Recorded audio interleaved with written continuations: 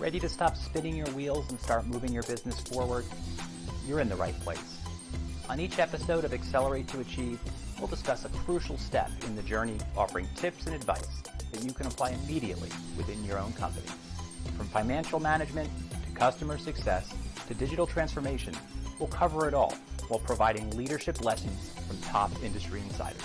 In just 15 minutes, you'll be inspired to build momentum through action and achieve incredible results. Welcome to Accelerate to Achieve, the podcast that moves you from question to answer and idea to execution.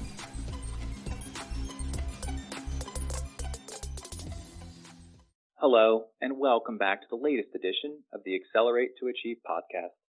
I'm your host, Ryan Walter, the founder of Parrels Advisory. If we want to achieve something great, access to the best talent available is a smart starting point. Just consider the level and quality of play in baseball following Jackie Robinson joining the Dodgers, and there's no doubt about it. Even with the best of intentions to build a meritocracy, unseen hurdles can trip us up and have a negative impact. Our guest today has a lot to share on this subject. I'm absolutely thrilled to be joined today by Kristen Lamoureux. Now, she's the president and CEO of Lamoureux Search, which assists both its clients and candidates in answering the question, where do we go from here? A self-proclaimed inclusionist, she's dedicated her efforts towards helping people and organizations reap the benefits from a diverse leadership team. Kristen, thank you so much for joining us. Thank you so much for having me, Ryan. I'm delighted to be here. I think most of us were paying attention, and in a very good way, there appears to be an increasing focus on diversity and inclusion, yet the end results don't always paint the same picture.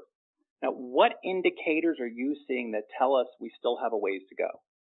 So it's a number of things. There's a fantastic organization called NCWIT, which is the National Center for Women in Information Technology. And they put out an annual scorecard of the status of women in tech. And it's a fantastic resource, free to download for anyone. It really does paint a stark picture for women in information technology. And when you're speaking of women of color, the numbers are far worse. Now, positives, hey, there are more Latina women in tech than ever before. Yay! You still don't need two hands to count the percentage of Latina women in tech. So, still work to be done. There's also another resource put out by Catalyst, which is an organization that is an activist organization focused on diversity within technology. They have a white paper out that was originally written in 2016, refreshed in 2018, and unfortunately still applicable today, that references the emotional tax that people of color, regardless of gender, pay every single day just to walk into work. And when they break it down by ethnicity and by gender, once again, unfortunately, Latina women carry this emotional tax. The emotional tax is an expectation of bias. So think about it from a soldier perspective. They anticipate, they have to be at the ready that there's going to be a firefight at some point that day. These are your employees bringing that same on-guardedness to the job every single day. And that translates into 27 to 36% of your workforce wanting to quit. It's amazing when you drive things down to bottom line numbers, how quickly you go, hang on a minute, we got to do something. You know, one quick follow-up on that tax, and I think that's an incredible term to call it, is there also an impact on folks then knowing about that from others and now choosing not to pursue a career versus those who are also departing? Absolutely. Absolutely. Because when you see how organizations treat people, each employee has a sphere of influence, whether it is family, friends, a network. And who do they trust? Their friend or your company branding. If your friend is saying, man, you wouldn't believe the crap I deal with at work every day, versus the commercial on International Women's Day that the company put out to check a box, they're going to believe their friends. And yes, daughters, sons of people, who they see what their parents are going through, aunts, uncles, cousins, family members, siblings, and they say, oof, I don't want to do that. There are fewer women graduating with computer science degrees than ever before. That is a real wake-up call. So there are a number of organizations out there with at least give the sense that they have the best intentions here and they're trying to, improve the situation, but they're coming up short.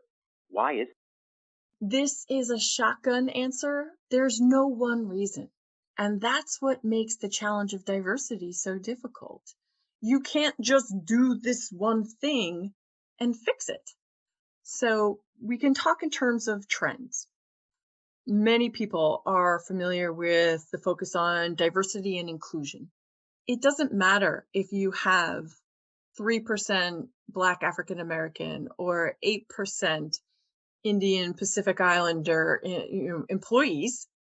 If those individuals feel excluded, that because of their ethnicity, they are not eligible for advancement opportunities, mentoring, to secure an executive coach, then you have the numbers, but not the inclusion, the effectiveness, you don't reap the benefits of the diversity. And in truth, those individuals will continue to look for yet another opportunity, another culture where they can be successful. There's also a focus on equity that previously had been missing from a lot of workplaces. And people think of equity as everybody is the same, when in truth, equity is addressing the fact that everybody is not the same. And my favorite visual that most people can relate to is if you imagine 3 kids trying to peek over a fence at a baseball game. And the one kid that's really tall can see over the fence. And the medium height kid needs a little box or something to stand on. And the shortest kid needs 2 or 3 boxes to stand on. So some people used to define equity as, well, either nobody gets a box or every kid gets 1 box. That's equity in terms of I have done the same to each person. But true equity is you look at the outcome you're trying to achieve. I want each of these 3 kids to be able to see the game. So if I have to do things differently and give a step stool to one kid in the middle and 2 step stools to the kid on the end so that all 3 benefit equally, that's what you should do. That's the outcome that we were trying to achieve.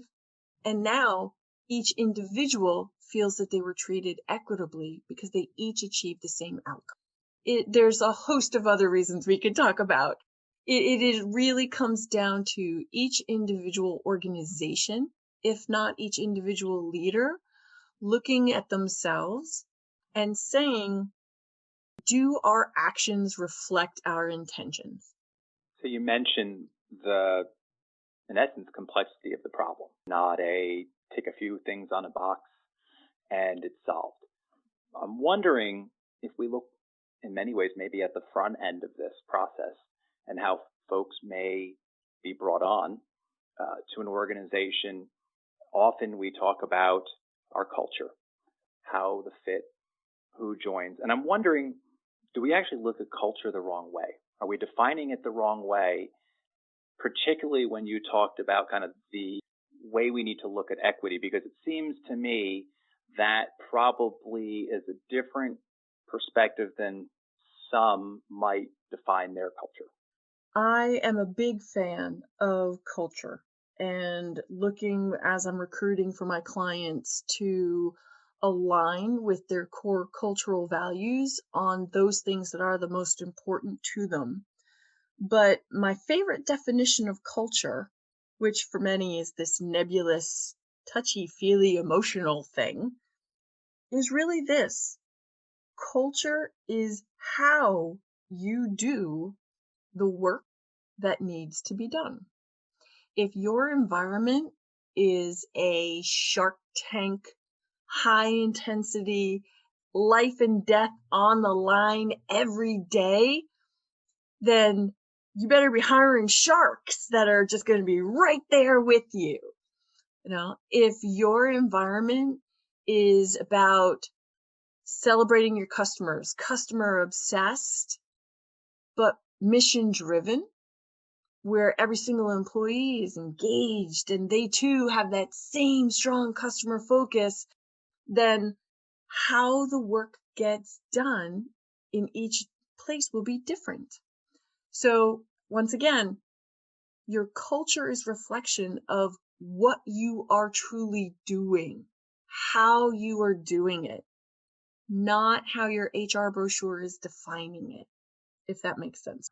I think it does, and I think that probably draws a good line around why we may define it incorrectly during that hiring process, therefore. And as you said, I always think back to something I've heard, which is we tend to look for folks like us that we're used to. And even if not on purpose, I am connected to people who think like I do. Obviously, maybe I feel positively about myself, and that's great. But a lot of me in one place most likely doesn't stir the kettle that well. So I'm wondering on that front, then, how do we kind of look at culture instead of being the way we look at it is, can it be additive? Is it more about that side versus how do I get someone I know I'd be and thrilled to get a beer with? I often will describe some of my clients as, that corporate softball team culture where you could do a presentation with them, but then go get a beer after the game with them too. So I get exactly what you're talking about. But you said the exact phrase. Most people, when they're hiring, will think about cultural fit, making the individual that they want to hire, making the onus on them to fit into our culture. When an individual hiring manager hires for a culture ad, now we can achieve greater diversity. As I said earlier, every organization has core values, how they get things done, and what their belief systems are. The trouble with saying, this is our culture, is it has those guardrails. It's got boundaries. When you're hiring somebody in a culture ad situation, you're saying, wow, Kristen has the 3 core beliefs that we share in terms of her customer focus, her focus on inclusion and diversity, and her willingness to have fun at work. The fact that Kristen may need a work accommodation or may also bring incredible computer science, or data science technology expertise is a win. The fact that she may be diverse and have this incredible love of music and she sings all day during work. Cool. Whereas so many people previously have been like, well, we are a suit and tie environment and I need everybody to be in a suit and tie. Does wearing a suit and tie really impact your customers? Does that really impact the business outcomes you're trying to achieve? Or, again, if you think of core true beliefs and let yourself be flexible on even location of hiring. COVID has taught all of us we can be more flexible because people actually can do work from home. So culture ad hiring is about really understanding those 2 or 3 things that are core to you, coupled with the outcomes you're looking for this individual to achieve in their new job, and flexing on the rest, just as think of it as this individual is going to enrich our culture. You've given us a lot to think about. And this subject really just covered at a very, I'd call it preliminary cursory level here. We could talk for days. So I'd like to thank you for helping bring a bunch of really critical topics together in a short period of time. And I know I don't always give my listeners an easy bit with it because we try to do it all in under 15 minutes. So as we kind of wrap up here, I'd love your advice for someone in kind of one of the following situations. One, maybe I do have a problem. I don't know. How do I evaluate that to see if something hidden is going on? And or I would then say, maybe there is, maybe there isn't. What's the first area for me to assess if things do need to get better? So it's an easy answer and a really tough answer. The easiest way to find out if there may be concerns or issues that you're unaware of is to ask. But the most dangerous thing that you could do is ask and then do nothing.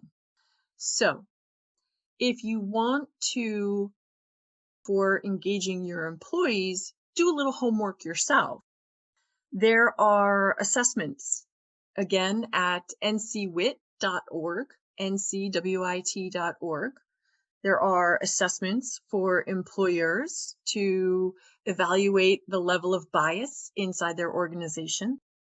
There is an assessment also available at Out Leadership, which is a LGBTQ organization that, again, free assessment for any employer to go and take. And that can be a little reality check for you as a leader and as you're clicking through. Another great resource, also a simple starting point since we're talking about hiring, is looking at your job descriptions themselves. There's a great tool available, Textio, Textio, that will measure the ingrained bias in your job descriptions. So without talking to a soul, you can give yourself a really quick assessment and a little reality check. And then if you are game to make a change, simply ask your employees, do our actions measure up with our intentions? When we recruited you, when we hired you, we told you who we were. Do we feel that those are your experiences are aligned? And if not, how can we make it better? You will be shocked. You will not get pay me more. You will get requests for employee special interest groups, or something with COVID, moving beyond your EAP plans, extra programs where you can help support your employees. The requests aren't going to be life-changing. They will be individualized, and you need to address each individual's needs. That's where the coordination part comes in. But if you are able to retain, even just select, half a dozen of your high potentials, think about the impact on your revenue there. Personally, I'd love to see you save everybody. But if you're going to start small, think about those individuals most critical to you and start the conversations with them. I think that brings us to a great ending point today. And again, thank you so much for joining and sharing, a very important, I would like to say topic, but it's much bigger than a topic, a very important subject, an area that just deserves more ongoing focus, attention, awareness, and effort. So again, thank you so much for joining. My pleasure. Thanks for having me. The first step in almost any process of improvement is recognizing you might have a problem. Often our pride gets in the way of acknowledging we may not be doing as well as we hoped. It's this recognition, though, that can open our minds and build a bridge to a better place. Thank you for listening today. I look forward to joining you on the next episode. Until then, I'm Ryan Walter, and remember that solving your biggest business problems begins when you decide to accelerate your approach and achieve more. At Parrels Advisory, our focus is your business's future. Having the right insight, experience, and perspective makes all the difference when tackling far-reaching issues within your company. We are here to simplify the steps, unlock your potential, and move you forward, making your vision a reality. We've helped startups achieve massive growth, mid-sized businesses navigate digital transformation, and enterprises embrace innovation. Wondering how to jumpstart your business and move it forward? Contact us to discuss your audacious goals during a complimentary consultation. Thank you for listening to this episode of Accelerate to Achieve. If you're enjoying the podcast, please subscribe and leave a review wherever you listen. Got a question, feedback on the program, or interested in being a guest? Simply go to parrels.co/A2A-podcast and send us a message. To learn more about our work or to book a consultation, visit us at parrels.co/contact. Until next time, remember that solving your biggest business problems begin when you decide to accelerate your approach and achieve more.